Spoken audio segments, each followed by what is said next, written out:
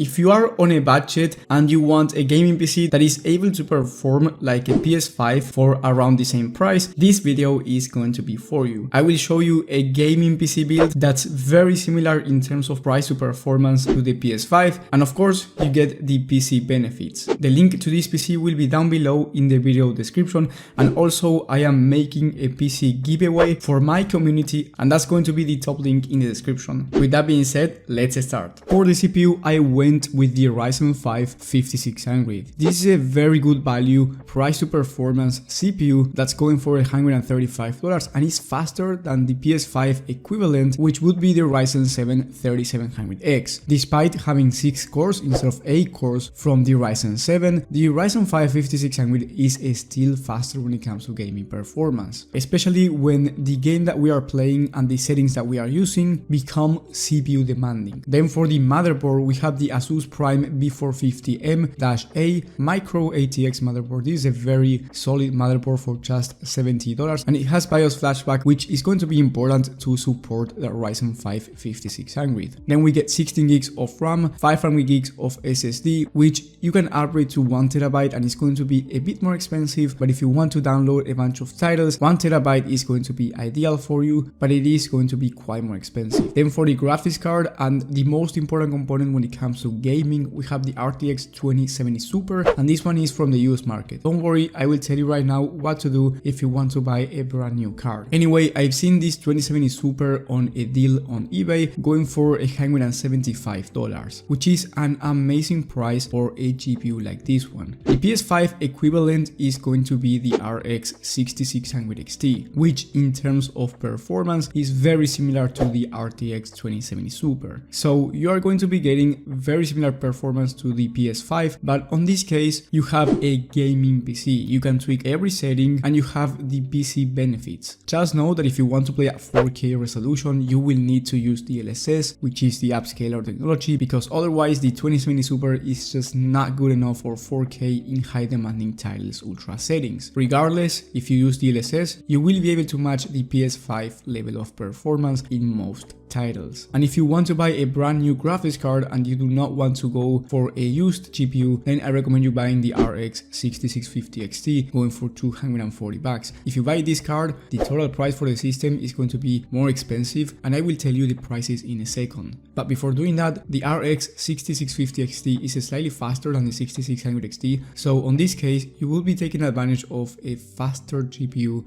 than the one on the PS5. But of course it comes at a premium. For you to see what type of performance you can expect and the performance difference on a 12 frame average from TechSpot at 1080p resolution, the RX 6650 XT was able to average around 110 FPS and the 6600 XT around 103 FPS. And then moving up to 1440p, the 6650 XT was able to average 74 FPS and the 6600 XT around 70 FPS. You can expect a very solid 1080p level of performance and even 1440p depending on the game and the settings. Then for the case, we have an amazing deal in the Fantex Eclipse G360A ATX mid-tower case. This one is going for just $50 USD, and it comes with 3 pre-installed fans, really good quality, and the airflow is top tier for the price that you are paying. Just know that right now is on a $30 discount, so I will leave an alternative in the video description as well with every component with the latest pricing, so make sure to check those links out before buying anything because the price might be different. And then last but not least, we have the Apivia Prestige 600 watt 80 plus volt power supply, which is going to be plenty of power for these PCs. It fits the wattage requirement and it has good enough quality so that this PC is not going to explode, which is the main point on a power supply, right? Anyway, the total price for the gaming PC with the RTX 2070 Super is going to be $550. Yes, I know it's a bit more expensive than $500 USD, but I've seen the PS5 going for $550 as well, and even if you see the PS5 at $500, I think spending the extra $50